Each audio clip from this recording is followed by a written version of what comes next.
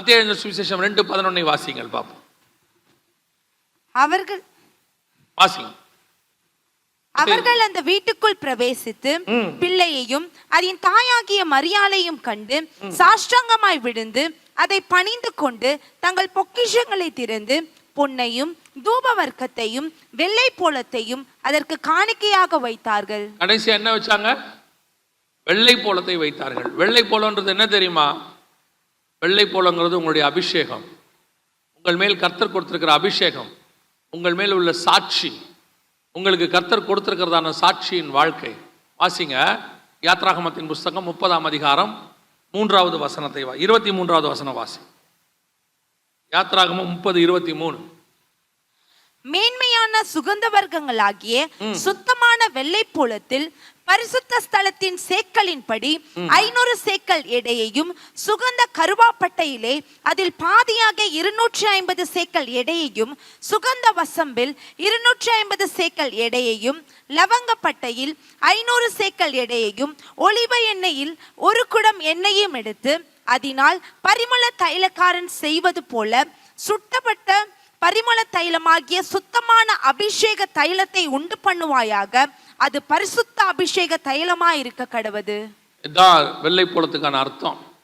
ஏன் இயேசு கிட்ட கொண்டாந்து வெள்ளை போலத்தை வச்சாங்க தெரியுமா? அடுத்த ஆசாரியன் பிறந்திருக்கிறார். ஒரு பக்கம் ராஜா பிறந்திருக்கிறார், ஒரு பக்கம் ஆசாரியன் பிறந்திருக்கிறார். வெள்ளை போலத்தை கொண்டு வந்து வைக்கும் பொழுது உங்களையும் என்னையும் கர்த்தர் அப்படிதான் அழைச்சிருக்கிறார். வாசிங்க இன்னொரு வசனத்தை, வெளிப்படுத்தின விசேஷம் 1ஆம் அதிகாரம் 6வது வசனத்தை வாசிங்க. வெளிப்படுத்தல் 1:6. நம்மிடத்தில் அன்பு கூர்ந்து தமது இரத்தத்தினாலே நம்முடைய பாவங்களரை நம்மை கழுவி நம்முடைய பிதாவாகிய தேவனுக்கு முன்பாக நம்மை ராஜாக்களும் ஆசாரியர்களும் ஆக்கின. போதும், ராஜாக்களும் ஆசாரியரும் ஆக்கின. இந்த வெள்ளை போலம் என்பது ஆசாரியத்துவத்துக்கான அடையாளம். வெள்ளை போலம் என்பது சாட்சிக்கான அடையாளம்.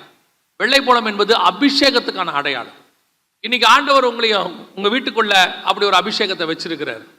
உங்க வீட்டுக்கு உங்களை வெறும் ராஜாவா வைக்கல. நமக்கெல்லாம் எப்படி தெரியுமா இருக்கு?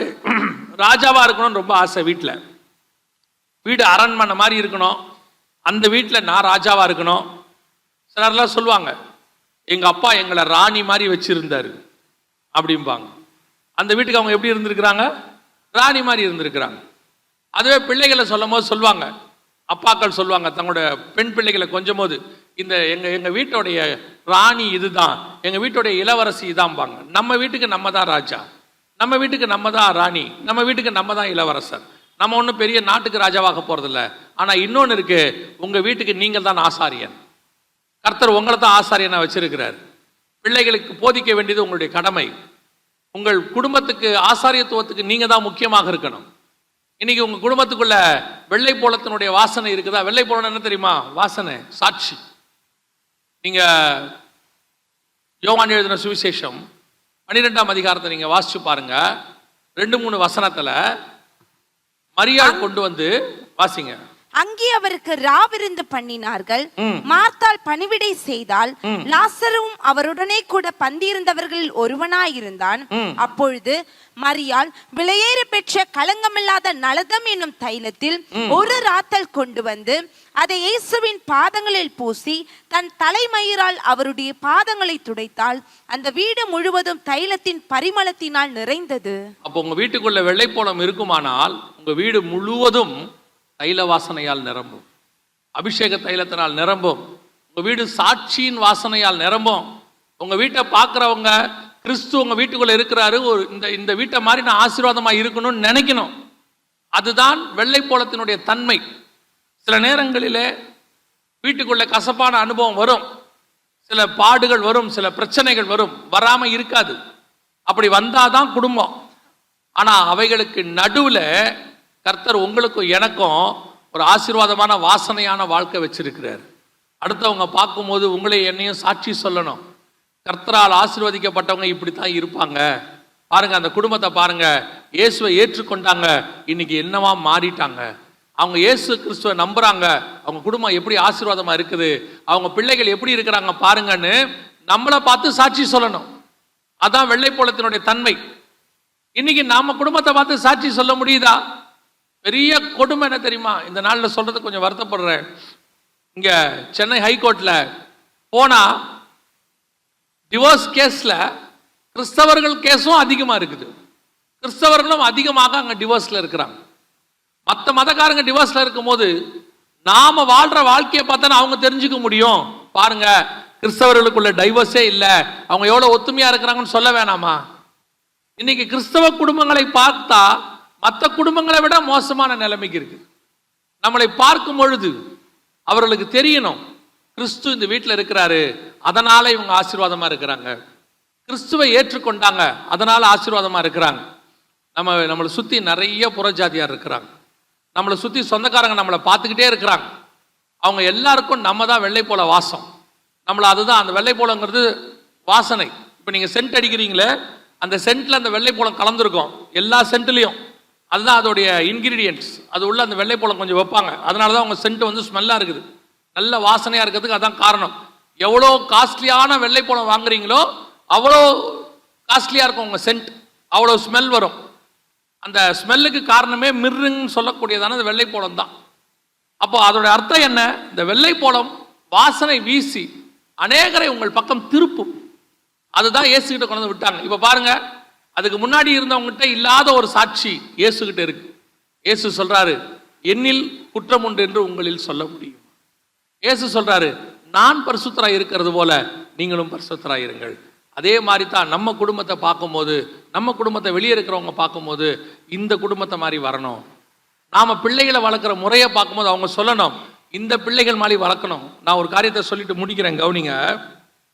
ஒரு இந்திய அரசாங்கத்தில் ஒரு 50 வருஷத்துக்கு முன்னாடி இந்திய அரசாங்கத்தில் மிக முக்கியமான போஸ்டிங், முக்கியமான சீக்ரெட் போஸ்டிங், உண்மையா இருக்க வேண்டிய போஸ்டிங்லாம் வந்துச்சுன்னா என்ன பண்ணுவாங்களாம் தெரியுமா? பெரும்பாலும் கிறிஸ்தவர்களை செலக்ட் பண்ணுவாங்களாம். ஒரு 50 வருஷத்துக்கு முன்னாடி. என்ன காரணம் அப்படின்னு கேட்டீங்கன்னா, அவங்க சொல்லுவாங்களாம், கிறிஸ்தவங்க என்ன செய்ய மாட்டாங்க, தப்பு செய்ய மாட்டாங்க, உண்மையா இருப்பாங்க. நம்ம வீடுகள்லயே சொல்லுவாங்க, அந்த காலத்துல கிறிஸ்தவங்க போய் இப்படிலாம் செய்யறாங்கன்னு கேட்பாங்க. யாராவது கிறிஸ்தவங்க தப்பு பண்ணிட்டா கேட்பாங்க, கிறிஸ்தவங்க இப்படி செய்யறாங்களேன்னு. இப்போ அப்படி இல்லை. இப்போ மொத்த வேலையும் கிறிஸ்தவன் தான் செய்யறான்ற மாதிரி ஆயிப்போச்சு. சாட்சியே கெட்டு போச்சு. நம்ம வீட்டில் ஒரு வாசனை இருக்கணும், வெள்ளை போல வாசனை. அது என்னவா இருக்கணும் தெரியுமா? கிறிஸ்துவின் வாசனை வீசும். வெறும் பண்டிகை நாள் அன்னைக்கு மட்டும் இல்லை, ஏதோ ஒரு ஃபங்க்ஷன் அன்னைக்கு மட்டும் இல்லை, ஒவ்வொரு நாளும் உங்க ஏரியாவில் இருக்கிறவங்க இயேசுவை தெரிந்து கொள்றதுக்கு நீங்க தான் வழி. எப்படி தெரியுமா? உங்க வாழ்க்கையை அவங்க பார்க்கணும், உங்க ஆசீர்வாதத்தை அவங்க பார்க்கணும், உங்க வீட்டில் இருக்கிற சமாதானத்தை அவங்க பார்க்கணும், உங்க வீட்டுக்குள்ள இருக்கிற சந்தோஷத்தை அவங்க பார்க்கணும். பார்த்த பிறகு அந்த ஏரியாவில் இருக்கிறவங்க சொல்லணும், இந்த இயேசு எனக்கும் வேணும். அவங்க பாருங்க எவ்வளவு சந்தோஷமா இருக்கிறாங்க அப்படின்னு நம்மளை பார்த்து தெரிஞ்சுக்கணும். என்ன சொல்றாங்க? பைக்கில் கணவனும் மனைவியும் போகும்போது ரெண்டும் எப்பா பாரு சண்டை போட்டுக்குது, ஆனா போகும்போது ஒன்னா போற மாதிரி பைக்கில் போகுது அப்படிங்கிறாங்க. நம்மளை பார்த்து இப்போ அப்படி ஆயிப்போச்சு. அப்படி சொல்லக்கூடாது. அவங்க ரெண்டு பேரையும் பாருங்க, எப்பவும் அந்யோன்யமா இருக்கிறாங்க, அவங்க கிட்ட சண்டையே கிடையாது, இப்படி சொல்லணும். சின்ன சின்ன சண்டைகள் வீட்டில் வரும், அதை உடனே சால்வ் பண்ணிடணும் சாயங்காலத்துக்குள்ள. ஆனா நம்மளை பார்க்கும்போது ஒரு வெள்ளை போல வாசனை, இதைத்தான் கொண்டு வந்து இயேசுகிட்ட வைக்கிறாங்க. இதுவரைக்கும் இல்லாத சாட்சி, இதுவரைக்கும் இல்லாத ஒரு மகிமை, இதுவரைக்கும் இல்லாத ஒரு அபிஷேகம் இயேசு கிறிஸ்து கொண்டு வருகிறார் பூமிக்குள்ள. அதனால தான் இந்த 3 காரியங்களை கொண்டு வந்து அவருடைய பாதத்தில் வைக்கிறாங்க. ஒன்று பொன், இன்னொன்று தூபவர்க்கம், இன்னொன்று வெள்ளை போலம். அதோட அர்த்தம் என்னன்னா, ஆளுகை, மகிமை, 2வது ஜெபம், 3வது சாட்சி. இந்த 3 காரியங்களையும் நீங்கள் கொண்டு வரும்போது உங்கள் வீடு கிறிஸ்துவினுடைய பிரசன்னத்தினால் நிரம்பும், ஆசீர்வாதத்தினால் நிரம்பும். கிறிஸ்து உங்களை கொண்டு பெரிய காரியங்களை செய்ய முடியும்.